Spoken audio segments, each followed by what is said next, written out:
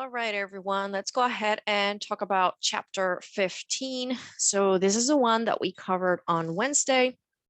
Although, remember, I was not feeling very well, so you guys did a lot of this on your own, just using those guiding questions and using your textbook and all that good stuff. So I did say that I wouldn't leave you hanging and that I would actually still record the lecture for you so that you also have this recorded information. But hopefully now, since you have those notes and since you went over a lot of this on your own, hopefully as I go over it this time, it won't be completely unfamiliar to you. I guess we shall see. Let's go ahead and get started. So this chapter is about the chromosomal basis of inheritance, right?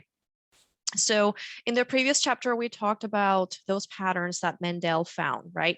But we didn't quite spend a whole lot of time relating it to what we know about chromosomes and what we know about meiosis. We did sort of mention it, but basically that is what this whole chapter is about, okay? So these are the different concepts that we were supposed to be covering. These are the concepts that you guys worked on while we were together on Wednesday, right? We talked about the chromosomal theory of inheritance. Then the next section that you did was related to sex-linked genes. And then most of you made it to this section, to the linked genes section. And a couple of tables actually made it to these last two sections. So I'm going to go in order. So go ahead, and I would encourage you to have your notes and all of those things that you guys actually worked on, just in case there are things that, even though you wrote it, maybe you still had some questions about. Maybe as I go through it, some of those questions may actually be answered. All right, let's talk about the chromosomal theory of inheritance, okay? So the whole point about this theory is that it related all of the findings from Mendel's inheritance patterns, like relating that to what we knew about chromosomes. If you recall from chapter 14, when Mendel did all of his crosses, we didn't really know much about DNA or chromosomes or anything of that sort. We had no idea that genetic material was inherited in the form of DNA. In fact, we didn't really know much about DNA at all. Remember that Mendel's work was in the mid 1800s. We didn't really get to know much about chromosomes until the 1900s, so it was definitely after Mendel's work. But then this theory basically tried to connect the dots there, right? They were trying to see how all of those patterns that he found related to chromosomes. Because up until this point, they still were not too sure that chromosomes were the reason or what was basically driving inheritance, okay? But it was until Thomas Morgan, until he started doing some of his experiments, that they started actually getting evidence for this being the case, okay? And the funny thing is that Thomas Morgan, he actually wasn't too keen on Mendel's inheritance patterns. He didn't really think they were correct or anything. He didn't even believe much in this chromosome theory of inheritance. So it's really quite ironic that it is his work that provided evidence for this. So basically, let's talk about, we're going to spend some time talking about his experiment and how that ended up leading to the understanding or to that evidence that indeed those hereditary units that Mendel was talking about are housed in chromosomes. So Thomas Morgan, he used flies, fruit flies specifically, Drosophila melanogaster. And the reason he wanted to use these guys is because, well, they make a lot of babies, okay? They have a lot of offspring. That it's good. That it's good because you get to see a lot of patterns. You have large sample sizes. You can do all sorts of calculations with that. Also, you can breed whole new generations in a matter of a couple of weeks, which is good. You don't have to sit around for months and months on end before you can do the next cross to see what happens. And lastly, well, they only have 4 pairs of chromosomes. That makes it a lot easier to trace things, to whatever chromosome they go to. And so he thought, okay, this would be a much easier model organism to try to understand what is actually happening in that area, okay? So for months and months and months, he kept breeding these red-eye flies. Okay, he kept breeding them and breeding them. Nothing was happening. He was not observing any sort of variation happening. And he actually thought that after months and months and months that his whole work was just a huge waste of time. Until, lo and behold, he found a single mutant male, a single male with white eyes. Well, why is it called a mutant? Because the only way that this guy showed up is through some sort of mutation in the DNA that must have happened during DNA replication. So once he found that, he came up with this interesting notation where basically he called that mutant, or he was going to use the little W for those alleles, okay, the alleles coding for the white eyes. And the wild type, it's basically those traits that are considered normal, that are normal in the population. He was going to use that same little W, but he was just going to put a little plus up there. And that is how he decided he was going to keep track of what was happening in his crosses. So of course he was all excited. He got this single white male or white eye male. And so he decided, okay, let's go ahead and start doing some crosses. So he was going to try and follow Mendel's patterns. Okay. So the first experiment, okay, this is the one we're going to focus on right now. In the first experiment, well, he took that P generation. P generation, remember what that means? Parental generation. He used a true breeding red-eye female and crossed her with the single, the one and only white-eyed male that he had, okay? And then, of course, that led to the F1 generation hybrids. And unsurprisingly, especially if we follow Mendelian genetics, all of the offspring had red eyes, okay? Of course, we know by now that's how that works, right? That's what we studied in chapter 14. Now, he took these guys, took these hybrids, and he decided to crossbreed them again to get to the F2 generation. What is the ratio that you expect here as far as the phenotype? Again, that physical characteristic. Well, you expect that 3 out of 4 are going to have red eyes. And that is correct. That is actually what he got for the most part. However, there was something that was very interesting here. He got a single or just, 3 out of 1 or 1 out of the 4 had white eyes as expected, but they were all males. That was not expected, okay? So again, here's the summary. Wild type female with a mutant male, that was the P generation, right? Take a look in here. This would be the genotype, right? So the genotype for the white type female would have been W+, W+. That indicates a true breeding, meaning homozygous dominant, okay? And then here's the homozygous recessive. And what he got was those hybrids. That was the F1 generation.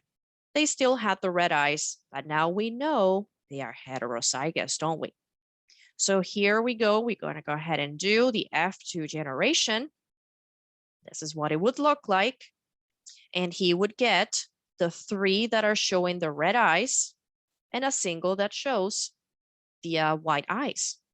But again, it did not make any sense to him why only the males show that white eyes and not the females. It should have been split evenly. So this is what led him to the conclusion that, hey, maybe this gene is specifically found on the X chromosome. So let's talk about that. Let's try to figure this out a little bit. And for that, there's a whole other figure in your book that basically goes through this whole process here, okay? Let me see, what color should I use to make this easy to read?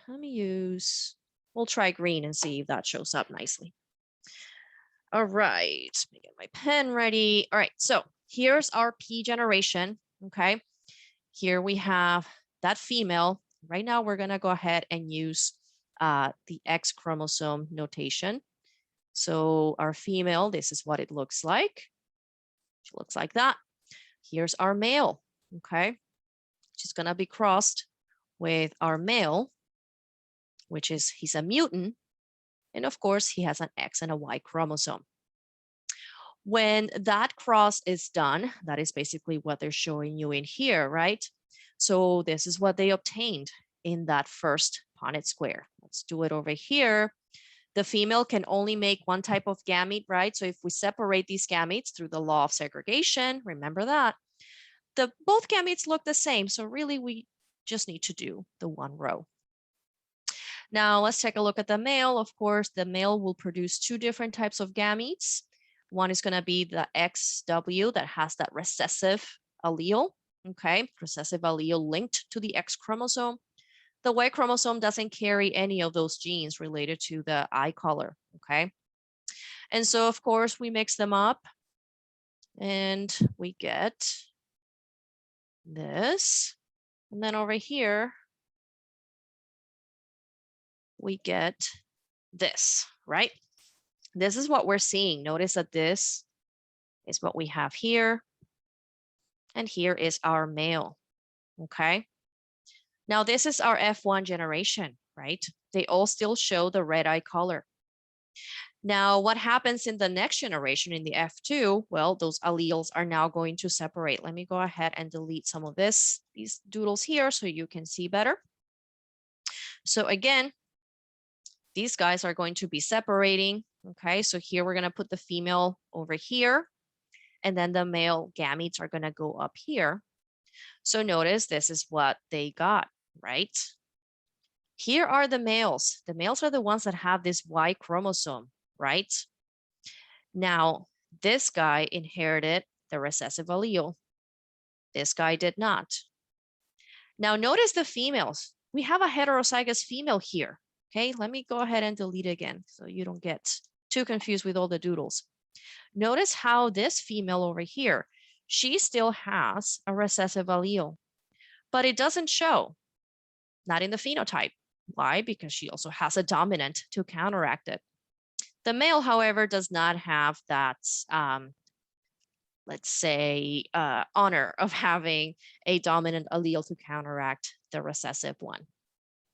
Okay, so it is basically this cross that led them to realize that, well, looks like these hereditary units are linked to chromosomes. In this case, it was just lucky that it happened to be linked on a sex chromosome. So with that, it's basically how we can start putting things together with Mendel, okay? Mendel and his crosses, right? So there's a figure in your book that I think summarizes everything really well, okay? So let's think about, we have talked about this. We have done this cross before, actually, in chapter 14, where we were looking at yellow and round seeds. We're tracing two different traits, right? We're tracing the color of the seeds and the shape of the seeds. We did that. Hopefully you remember that. Let me change my colors here so that it looks nicer. Okay, so here's the parent generation. We are doing homozygous dominant for one of them and homozygous recessive for the next one, okay? Now notice here that now if we think about it in terms of the chromosomes, each allele is in a chromosome. Notice that, right? So now this is how we are relating all of those Mendel traits and variations. We are now relating them to their position or the fact that they are housed in chromosomes. Now, after meiosis, the gametes from this guy are going to look like this, right? We know that. If we were to try to get the gametes out of this one, if we did here, let's go ahead and practice that real quick.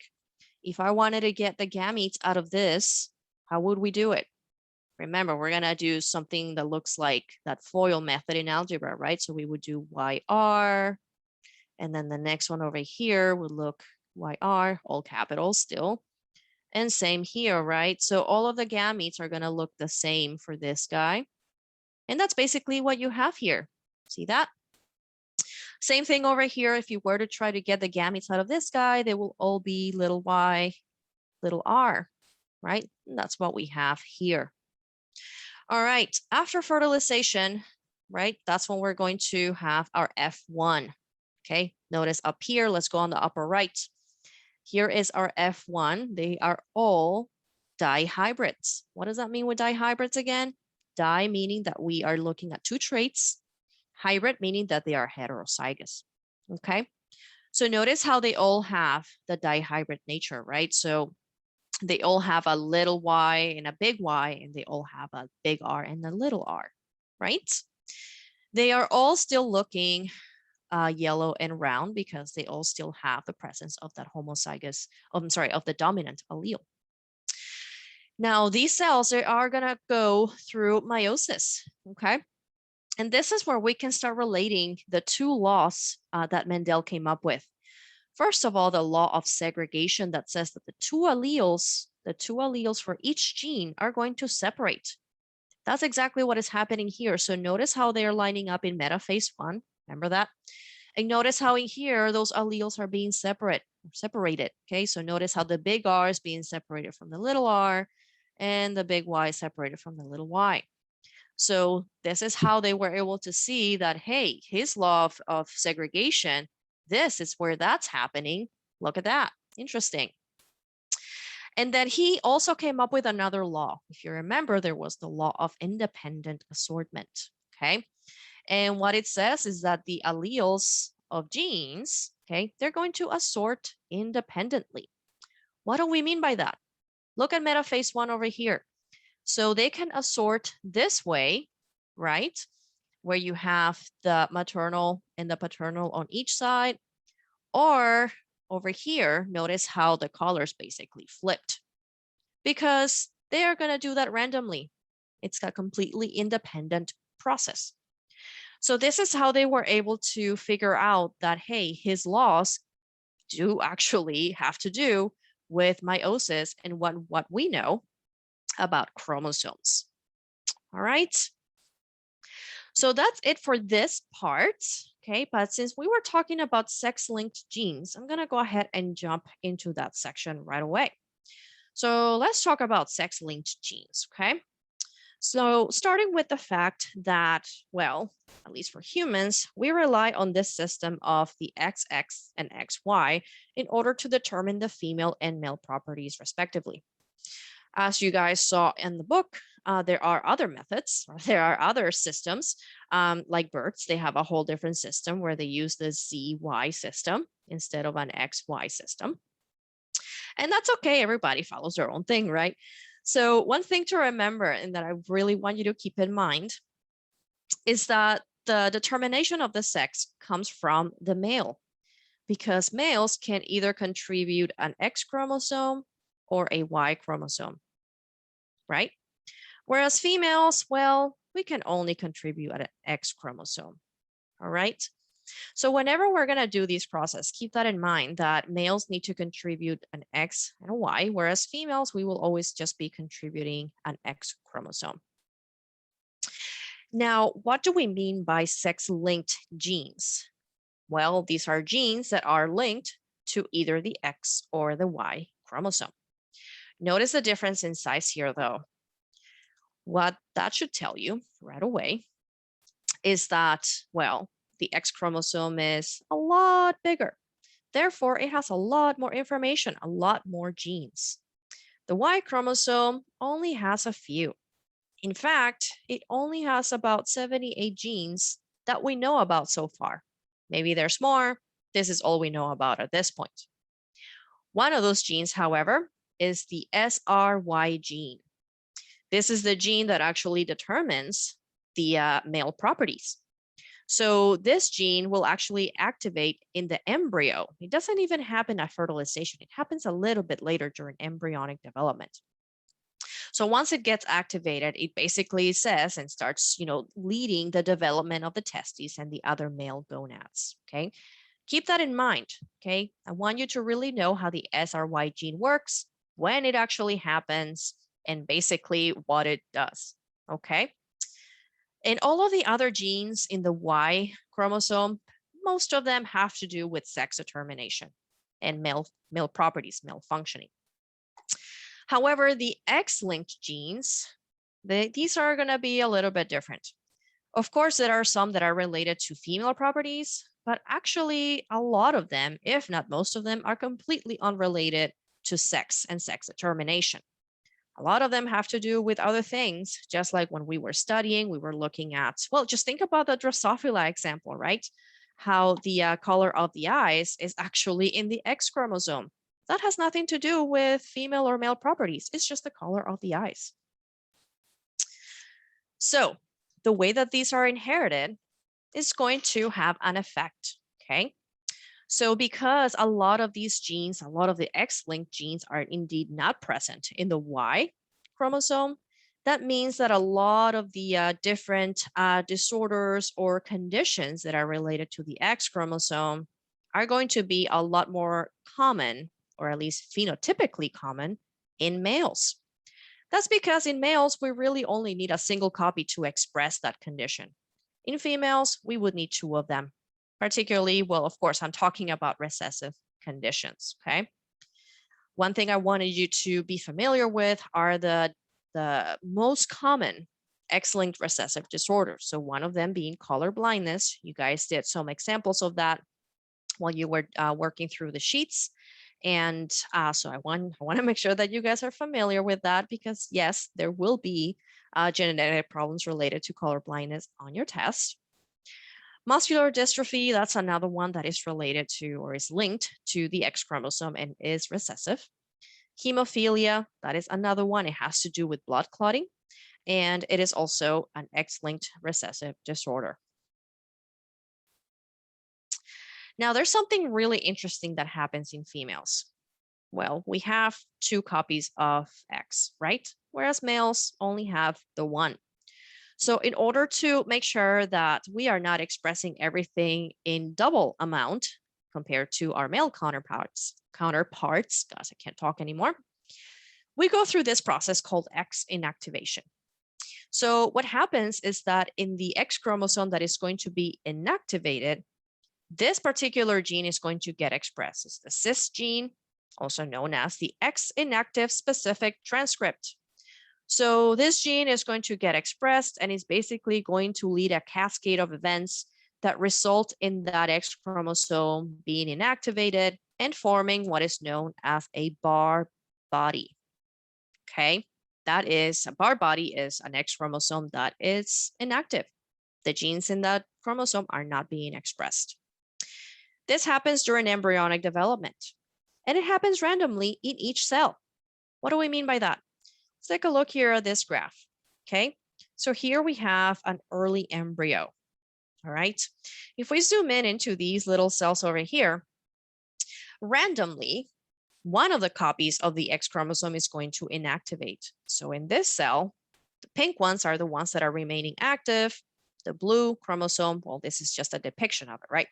The blue one is actually becoming a bar body. The same thing is happening to this embryonic cell. And in this embryonic cell, it's actually the opposite. The blue chromosome, or the blue depicted one, stays active. The pink one becomes a bar body. And which one happens to which is random, okay? Now, any cells that arise from this blue one, that's actually what they are going to look like. Any cells that arise, well, of course, and when I say arise, I mean that are divided through mitosis. Okay, that's how we grow, right? That's how we develop. So all of the cells that divide through mitosis for these guys are going to have that same expression.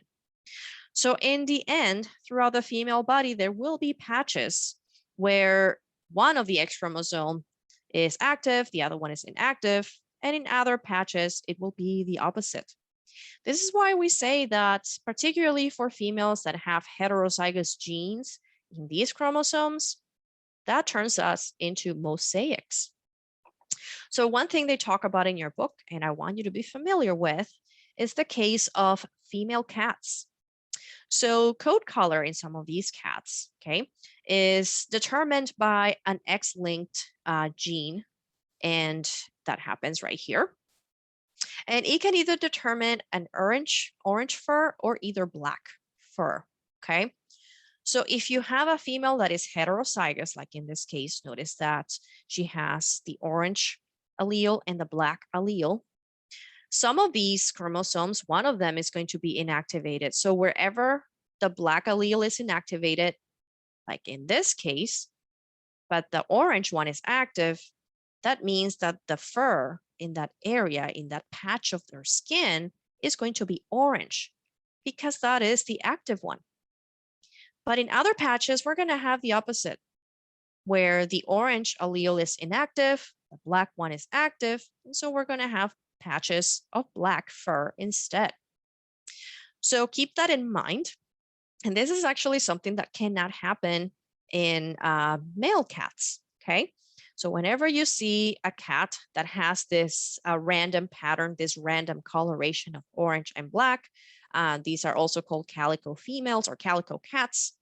They can only be females. They cannot be males. Very, very easy way to distinguish them. All right, I'm gonna stop this recording here and I will come back to talk about linked genes. So I will see you guys on the next one.